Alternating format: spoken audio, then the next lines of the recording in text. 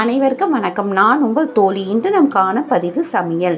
ஒரு ரெஸ்டாரண்ட் செய்யில் ஒரு எம்மியான chicken Maggi noodles செய்ய போகின்றோம். வாங்க.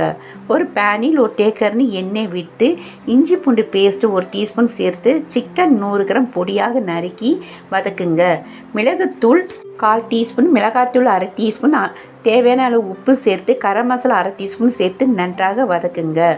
வெங்காயம் 1 பொடியாக நறுக்கி வதக்குங்க. பச்சை மிளகாய் 2 பொடியாக நறுக்கி சேர்த்துக்குங்க. தக்காளி 1 பொடியாக நறுக்கி, குடமிளகாயும் 1 பொடியாக நறுக்கி சேர்த்து வதக்குங்க.